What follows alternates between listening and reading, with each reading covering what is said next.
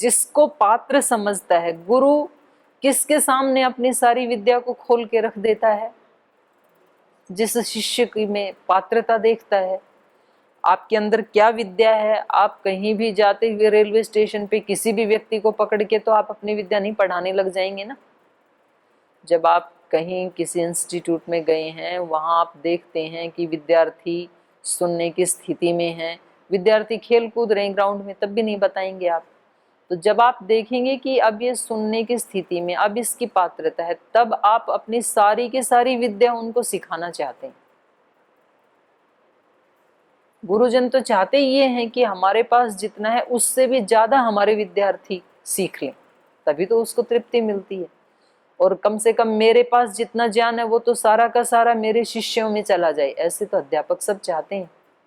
भगवान भी ऐसे ही चाहते हैं कि ये जो जीवात्मा है ये मेरा ही अंश है और इसके अंदर मेरे सारे गुण आ जाएं, इसके अंदर आनंद भी उतर जाए, इसके अंदर पवित्रता भी आ जाए, इसके अंदर सेवा का भाव भी आ जाए, इसके अंदर साहस भी आए, बल भी आए, पराक्रम भी आए, हर प्रकार का जो समृद्धि है, सौंदर्य, वो सब इसके अंदर घटित और होता है। लेकिन होता तभी है जब वो चुन लेता है, जब वो पात्र, इसलिए पात्र को मिलता है। तो आशीर्वाद का पात्र, कृपा का पात्र, ऐसे हम शब्द प्रयोग करते हैं ना। कृपा किस पे होती है? कृपा पात्र पे, अपात्र के ऊपर नहीं होती। ये अपने आप ही बताएंगे आगे, उसी को ही बता रहे हैं कि जिसको ये चुन लेता है उसके सामने ये अपना पूरा स्वरूप अभिव्यक्त कर देता है। तो कौन पात्र नहीं है और कौन पात्र है उसको अगले वाले मंत्र में बता रहे हैं। और यही वहां पर उसमें भी आया है, निरुक्त में भी यही वाला मंत्र जो है, ना विरतो दुश्चरिता ना शांतो ना समाहित ना शांत मानसो वापी प्रज्ञानेन माप्नुयात्। कह रहे हैं कि किसको नहीं मिलता है ये? न अविरत, जो संसार के विषयों में अभिरत है, अविरत नहीं हुआ है, जिसका मन अभी संसार में आधा अटक रहा है, आधा भगवान की तरफ जाता है, तो फिर ये नहीं मिलेगा। और न अविरतः न दुश्चरितात्, जिसका चरित्र दुष्ट है, जिसका चरित्र पवित्र नहीं, उसको भी नहीं मिलता है। और चरित्र किसको कहते हैं? सुचरित्र और दुष्चरित्र क्या होता है? लोक में दुष्चरित्र कहा जाता है किसी एक विषय को लेकर के किसी ने कोई भूल की, उसको दुष्चरित्र कह देते हैं। अगर किसी ने इस तरह की कोई गलती नहीं की तो फिर वो व्यक्ति दुष्चरित्र नहीं कहा जाता है लोक में। लेकिन अध्यात्म में दुष्चरित्र का मतलब है जो करना चाहिए वो नहीं किया, तो ये ही अपने आप में दुष्ट चरित्र है।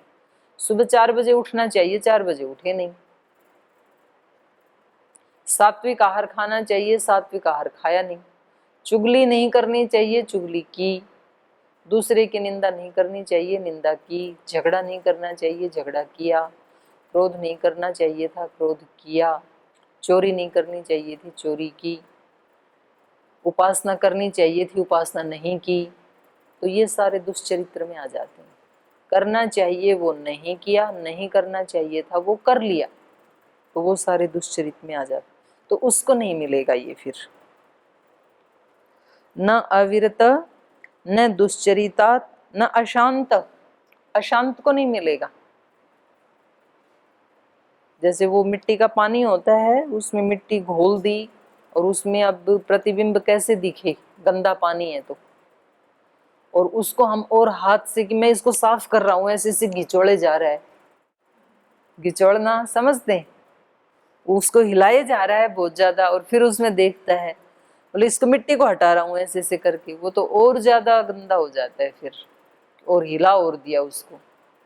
तो उसका उपाय क्या है?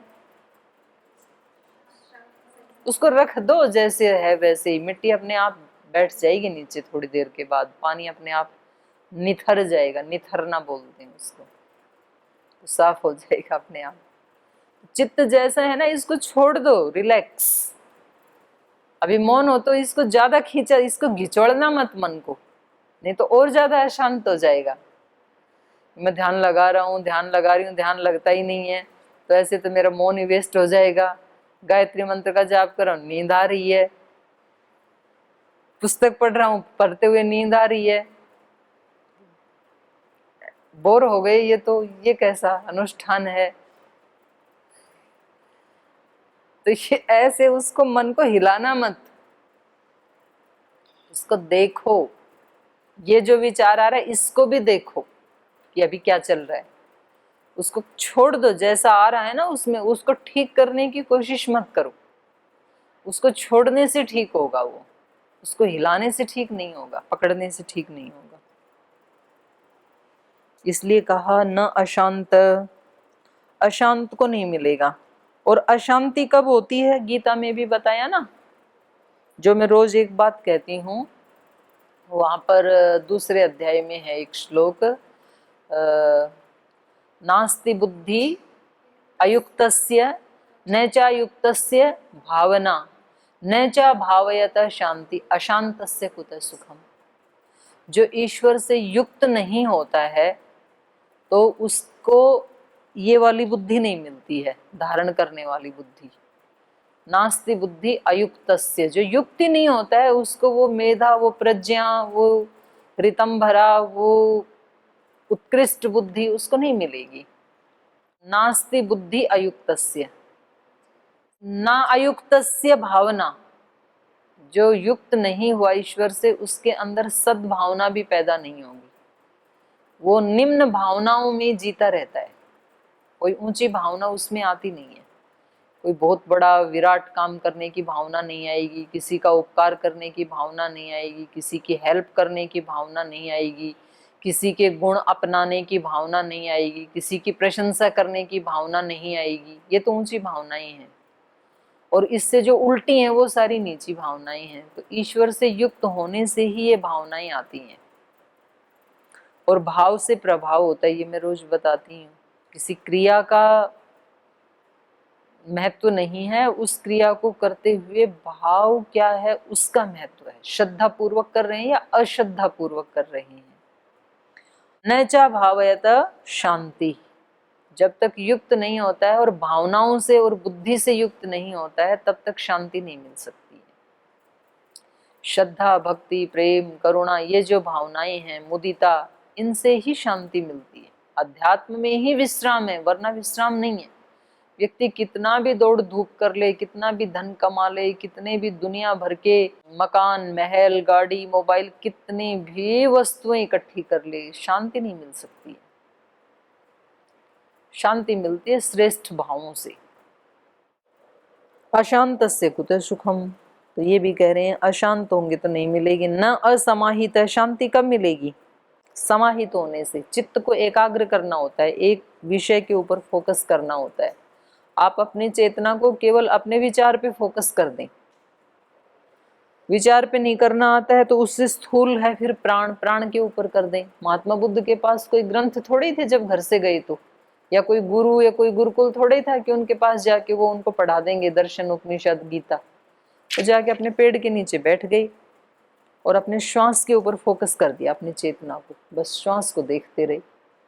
और देखते देखते देखते देखते उनका चित्त समाहित हो गया, अंदर प्रवेश हो गया। अंदर प्रवेश हुआ तो ऐसा हुआ कि फिर तो बाहर आने का मन ही नहीं किया।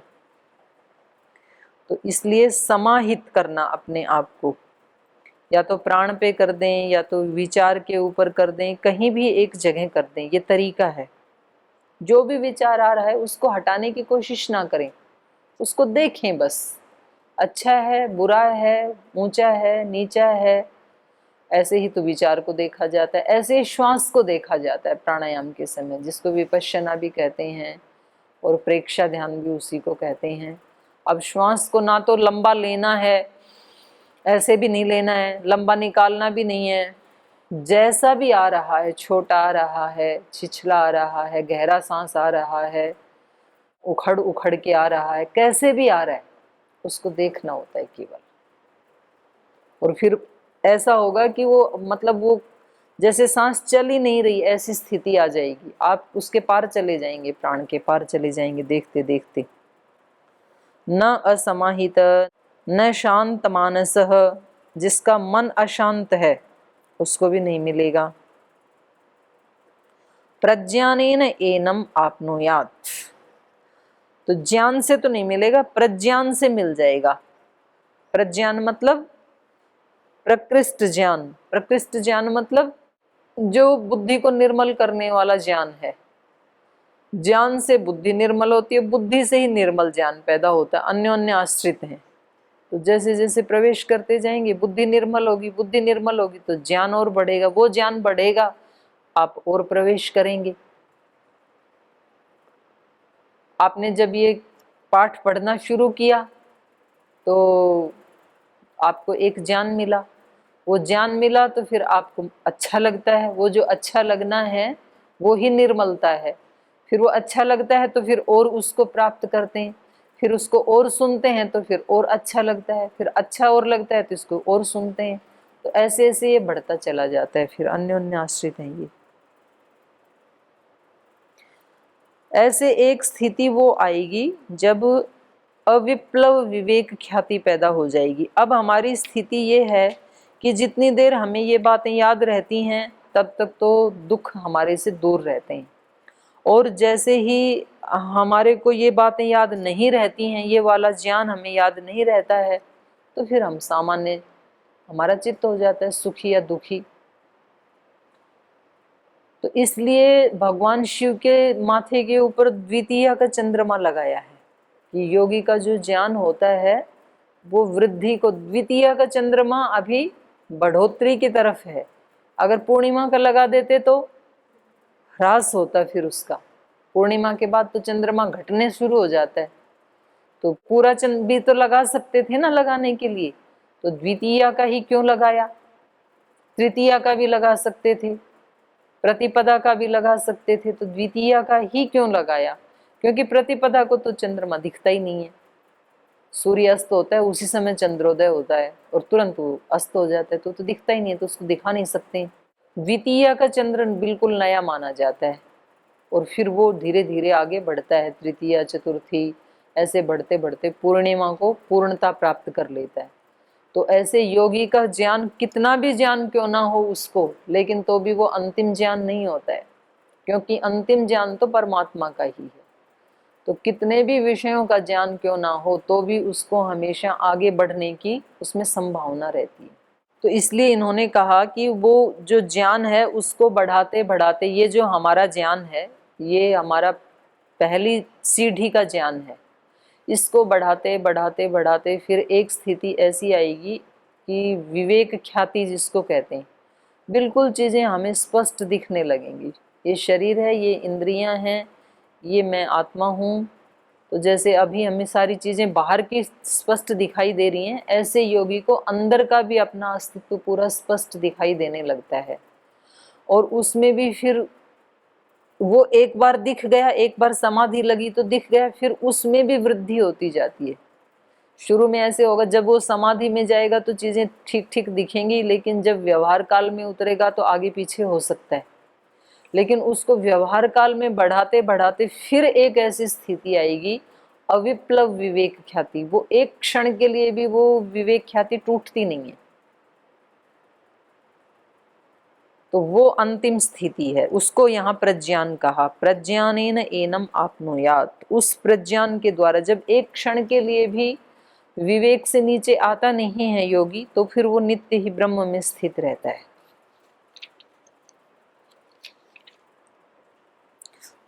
तो इसको कैसे प्राप्त करें वो बता रहे हैं। आत्मानं रथिनं विद्धि शरीरं रथमेव तु, बुद्धिं तो सारथिं विद्धि मनः प्रग्रहमेव च। वो कह रहे हैं साधन दे के भेजा है मैंने आपको, जिस साधन से प्राप्त किया जा सकता है।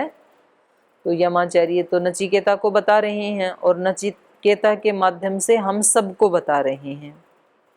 आत्मानम रथिनम विद्धि, कह रहे हैं अपनी आत्मा को तो रथी मानो। रथी मतलब रथ में बैठने वाला।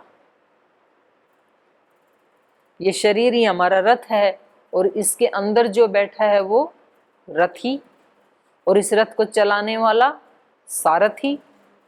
जैसे अर्जुन का रथ है तो उसके रथी तो अर्जुन है, अर्जुन बैठे हैं, और सारथी कृष्ण है।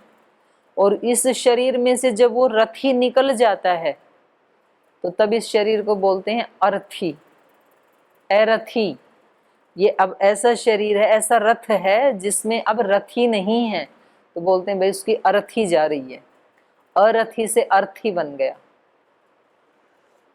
तो ये इन्होंने कहा आत्मानम रथिनम विद्धि, शरीर तो रथ है, शरीरम रथम एवतु, शरीर हमारा रथ है जिससे हमें यात्रा करनी है और उस ब्रह्म तक जाना है। और इसमें रथी कौन है, यात्रा करने वाला कौन है, आत्मा। बुद्धिम तो सारथिम विद्धि, और ले जाने वाला कौन है इस रथ को आगे, इसका सारथी कौन है, बुद्धि, बुद्धि लेके जाती है।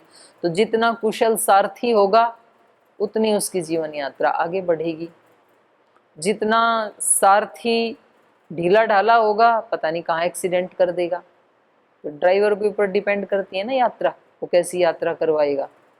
हो सकता है कहीं खड्डों में डाल दे हाथ पैर टूट जाए तो वो पैदल चलने लायक भी ना रहे व्यक्ति। और सारथी यदि अच्छा है तो कैसे भी रास्ते में से इतने बढ़िया चला के ले जाएगा, आपको पता भी नहीं चलेगा। तो इसलिए जो अर्जुन है, कृष्ण ने कहा भाई एक तरफ मैं हूँ, युद्ध में हथियार नहीं उठाऊंगा, एक तरफ मेरी अक्षौहिणी सेना है, तो बोलो आपको क्या चाहिए। तो दुर्योधन के पास वो बुद्धि नहीं थी, इसलिए उन्होंने सेना मांगी। उन्होंने सोचा कि तो युद्ध में खाली आदमी का क्या काम, तो युद्ध कर रहे हैं तो वहां तो सेना चाहिए, तो वो भी अक्षौहिणी सेना इनकी। और ये मतलब ये अकेला, और वो भी कह रहा है युद्ध नहीं करूंगा। लेकिन अर्जुन ने कहा कि नहीं, हमें कृष्ण ही चाहिए, क्योंकि कृष्ण जैसा सारथी जिसका हो तो उसके रथ के तो टूटने की कोई चांस ही नहीं है ना।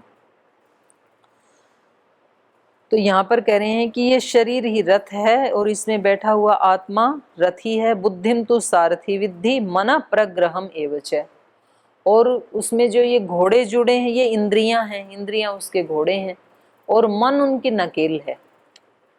प्रग्रह माने नकेल, तो घोड़ों को वो रस्सी बांधी जाती है ना, तो उससे फिर बुद्धि उसको चलाता है। तो अगर मन के विचार के ऊपर बुद्धि का कंट्रोल है, बुद्धि के हाथ में है मन के, तो वो बुद्धि जब चाहेगा उसको मन को हटाएगा वहां से, वो उसको रस्सी को खींचेगा, घोड़े को बोलेगा इधर नहीं इधर चलो अभी।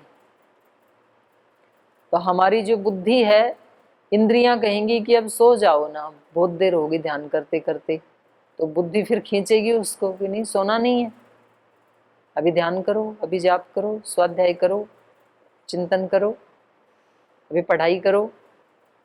और मन कहेगा कि चलो अब खाना खा लेते हैं, अभी चाय का टाइम हो गया, चाय पी लेते हैं, फिर वो वहां से रोकती है बुद्धि उसको। तो ऐसे हमारी एक एक क्रिया में यदि बुद्धि का कंट्रोल मन पे है तब तो हम बच जाएंगे, और यदि मन का कंट्रोल बुद्धि पे है, मन उसको बहका देता है और जो उसको चाहिए वही करता है, तो फिर रथ खतरे में है फिर। क्योंकि नकेल अब सारथी के हाथ में नहीं है, नकेल छूट गई, तो अब रथ कहाँ जाएगा, जहाँ घोड़े ले जाएंगे। घोड़े कहाँ ले जाएंगे, उनकी मर्जी, वो तो वहां ले जाएंगे जहाँ घास है, जहाँ हरी हरी घास दिखेगी, उनको खाना है वो। तो मन कहाँ ले जाएगा, इंद्रियां कहाँ ले जाएंगी, अपने विषयों की तरफ ले जाएंगी, उनको तो अपने विषय अच्छे लगते हैं। तो इसको ये कह रहे हैं कि मन का तो इंद्रियों के ऊपर कंट्रोल होना चाहिए, और मन के ऊपर बुद्धि का कंट्रोल होना चाहिए, और बुद्धि के ऊपर भी आत्मा का कंट्रोल, क्योंकि ड्राइवर के ऊपर भी जो बैठा है गाड़ी में उसका कंट्रोल होना चाहिए।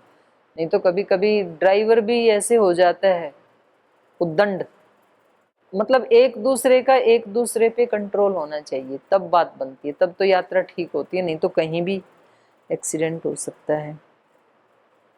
उसी को आगे बता रहे हैं ये, इंद्रियाणि हयानाहु विषयास्तेषु गोचरान आत्मेन्द्रिय मनोयुक्तम भोक्तेत्याहुर्मनीषिणः। इंद्रियाणि हयान आहु, इस रथ में जो इंद्रियां हैं वो, हय माने घोड़ा, और हयान बहुवचन हो गया, तो क्योंकि इंद्रियां 10 हैं इसलिए यहाँ बहुवचन आ गया। तो ये सारी इंद्रियां इस रथ के घोड़े हैं। विषयांस्तेषु गोचरान, और ये घोड़े कहाँ जाएंगे? इंद्रियों के विषय में। घोड़े तो गोचर भूमि में जाएंगे घास खाने। तो ये यहाँ इन इंद्रियों का गोचर भूमि क्या है? इनके विषय। तो ये इनका ये सहज प्रवृत्ति है, ये विषयों की तरफ ही जाएंगी। आत्म इंद्रिय मनः युक्तम भोक्ता इति आहु मनीषिणः।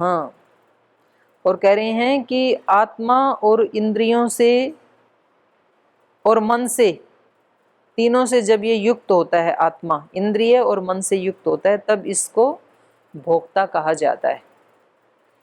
भोग भोगने की मनाही नहीं करता है वेद या शास्त्र, लेकिन वो कहता है कि संयम पूर्वक भोग करो, उसको अपने वश में रख के। सारा भोग आपके लिए ही बनाया है, सारी सृष्टि भगवान ने बनाई ही मनुष्य के लिए।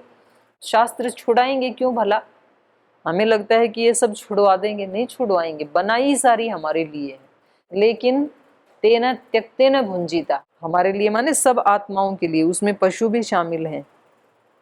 अग्नि, जल, पृथ्वी, वायु, आकाश, पर्वत, नदियाँ, सब्जियाँ, फल, सब हमारे लिए ही बनाए, हम आत्माओं के लिए बनाए। लेकिन तेन त्यक्तेन भुंजीता, उसमें संयम पूर्वक भोग करना है। यस्त्वविज्ञानवान् भवति अयुक्तेन मनसा सदा तस्येन्द्रियाणि अवश्यानि दुष्टस्व इव सारथे। यह तो जो अविज्ञानवान, जो अज्ञानी व्यक्ति है, जो आत्मा अज्ञान से युक्त है, अयुक्तेन मनसा, जो अपने मन को युक्त नहीं रखता है परमात्मा में या बुद्धि में या ज्ञान से युक्त नहीं रखता है, ऐसा जो अज्ञानी आत्मा है, वो सदा मनसः अयुक्तेन तस्य इंद्रियाणि अवश्यानि, उसकी इंद्रियां हमेशा कैसे होती हैं? बेकाबू, उसकी इंद्रियां काबू में नहीं होती हैं। जो अज्ञानी है, जिस बुद्धि में ज्ञान नहीं है, तो उसको पता नहीं ना कैसे इनकी लगाम खींच के रखूं मैं,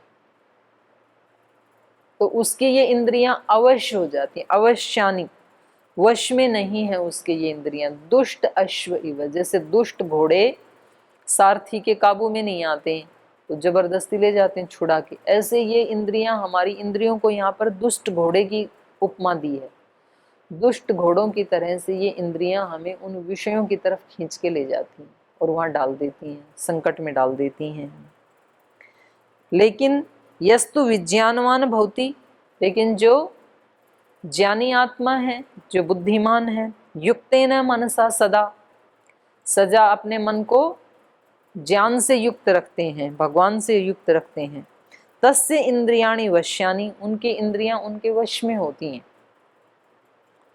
सदश्व इव सारथी, जैसे सधे हुए घोड़े सारथी के वश में होते हैं, अच्छे घोड़े जैसे सारथी के वश में होते हैं, ऐसे ही इसकी इंद्रियां इसके वश में होती हैं, जो ज्ञानी व्यक्ति है। तो मतलब क्या मजाल कि कोई इंद्रिय उसकी इधर उधर जाए। अब व्यक्ति दूसरे के ऊपर कंट्रोल करना चाहता है और अपने ऊपर कंट्रोल होता नहीं है, ये बड़ी भारी समस्या है हर व्यक्ति की। और सबसे ज्यादा दूसरे पे कंट्रोल वही करना चाहता है जिसका अपने ऊपर बिल्कुल कंट्रोल नहीं है। जो अपने ऊपर कंट्रोल करना शुरू कर देता है ना, वो बाहर के कंट्रोल की ज्यादा चिंता भी नहीं करता है। उसको लगता है ठीक है, सब अपने अपने ढंग से चल रही हैं आत्माएं। ज्यादा मीन मेख कौन लगाते हैं, हमेशा टोंटिंग कौन करते हैं, ज्यादा छिंद्रान्वेषण कौन करते हैं, जिनकी हमेशा उधर ही दृष्टि रहती है, अपनी तरफ होती नहीं है। तो बोलेंगे कि यहाँ इसमें गुरुकुल में खाना ऐसा होता है, पढ़ाने वाले ऐसे हैं, छात्र ऐसे हैं, व्यवस्थाएं ऐसी हैं, ये ऐसे कपड़े पहनते हैं, ये ऐसे चलते हैं, कुछ ना कुछ तो वो उसमें दोष निकालेंगे और क्या कहेंगे, ये सब ठीक होना चाहिए, ये सब तो ठीक होना चाहिए, तेरे को भी तो ठीक होना चाहिए। तो सबसे ज्यादा कंट्रोल कौन करते हैं? जिनका अपने ऊपर कंट्रोल नहीं होता है। खुद के ऊपर जिसका कंट्रोल है वो दूसरे की ज्यादा परवाह नहीं करता है, क्योंकि दूसरा कुछ भी करे, मेरा मन मेरे काबू में है ना। अब आपका मन तो मतलब परमात्मा में लगता नहीं है, और ब्लेम करते हैं बेचारे मच्छरों को। मच्छर काट रहे हैं तो ध्यान कैसे हो। तो रमण महर्षि को ऐसे मच्छर चिपट जाते थे, बिल्कुल जैसे वो मधुमक्खियां हैं ना, और वो ऐसे बैठे रहते थे, क्योंकि उनका कंट्रोल है उनके शरीर पे, हमारा तो नहीं है। हम कहते हैं कि ये आसन ना थोड़ा टेढ़ा हो गया इसलिए पैर दुख गए, तो बार बार बदलना पड़ा आसन टेढ़ा होने से। अष्टवक्र का तो शरीर ही 8 वक्र है, उसमें टेढ़ा है, कोई दिक्कत नहीं है। लेकिन उनको पति कहता है कि ये मेरी पत्नी है, ये मतलब ये मेरे बच्चे हैं, और ये पड़ोसी आकर के इनके ऊपर कंट्रोल करते हैं, ये कैसे हो सकता है। बच्चे मेरे, पत्नी मेरी, और जैसे पड़ोसी कहते हैं वैसे ही करते हैं। वो आके बताते हैं ये बनाओ, वो बनाती हैं ये। वो कहते हैं वहां घूमने जाओ, वहां घूमने जाते हैं। ये नहीं चलेगा। मेरे बच्चे, मेरी पत्नी, मेरा घर, कमाई मेरी, और कंट्रोल करें पड़ोसी, तो व्यक्ति सहन करेगा कभी? कभी सहन नहीं करेगा, झगड़ा खड़ा कर देगा। दोनों में से एक ही चलेगा। पत्नी बच्चे तो आपके हैं, इंद्रियां किसकी हैं? इंद्रियां भी तो मेरी हैं ना। तो यहाँ व्यक्ति कभी भी ऐसे नहीं सोचता है कि मन मेरा और ये चले किसी और के चलाए। जो व्यक्ति जब चाहे इसको रुला दे, जब चाहे हंसा दे, ये कौन सी बात होगी भाई? मन मेरा है और ये चले दूसरे के कहने से, ऐसे कैसे हो सकता है? तो यहाँ बहादुरी नहीं दिखाता है। और बीवी बच्चों का मामला है तो बहादुरी दिखाता है, बोले इन पे दूसरे का कंट्रोल नहीं हो सकता है। अपनी वाणी पे, अपने हाथ पैरों पे, अपने श्रोत्र पे, अपने चक्षु पे, इनके ऊपर कंट्रोल नहीं होता है हमारे से। हम ये नहीं कहते हैं कि भाई कान मेरे, तो जो सुनना चाहेंगे वो सुनेंगे। ऐसे कैसे हो सकता है कि ये कुछ भी सुन लें और दुखी हो जाएं? तो ऐसे नहीं होता है। तो वहां तो व्यक्ति जान लेता है, यहाँ नहीं जान पाता है। लेकिन बाहर तो कंट्रोल करता है, अंदर नहीं करता है। पर जिसका अपनी इंद्रियों पे कंट्रोल है, तो उसके लिए ये इंद्रियां कैसे हो जाती हैं? सदश्वा इव, अच्छे घोड़े जैसे। तो अच्छे घोड़े यदि किसी के रथ में जुते हैं तो क्या करेंगे फिर? उसको जहां पहुंचना है वहां पर पहुंचा देंगे। विज्ञान सारथिर्यस्तु मनः प्रग्रहवान् नर सो अध्वन् परम आपनोति तद्विष्णु परमं पदम। यह नरः विज्ञान सारथी, तो जिस मनुष्य का, जिस आत्मा का सारथी विज्ञान, विवेक है, बुद्धि जिसकी विवेकवती है, मन प्रग्रहवान, और मन उसका अपने अधिकार में रखती है, वो बुद्धि अपने कंट्रोल में रखती है। स अध्वनः पारम, तो वो अध्वन माने मार्ग, वो उस मार्ग को पार कर जाएगा। और विष्णु परमम पदम आपनोति, वो उस विष्णु के पद को प्राप्त कर लेगा, वो अपने अंदर वाली वैष्णो माता को देख लेगा। तो इन्होंने तरीका भी बता दिया, साधन अपने पास ही है, और वो जिसको पाना है वो भी अंदर ही है। तो अब हमें इसका अभ्यास करना है केवल। शेष जो बचा है इसकी फिर कल चर्चा करेंगे। आज समय हो गया, आज के पाठ को यहीं विराम देते हैं।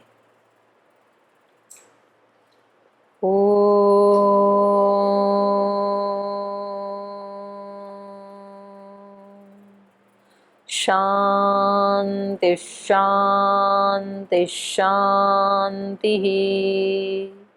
श्री गुरुभ्यो नमः।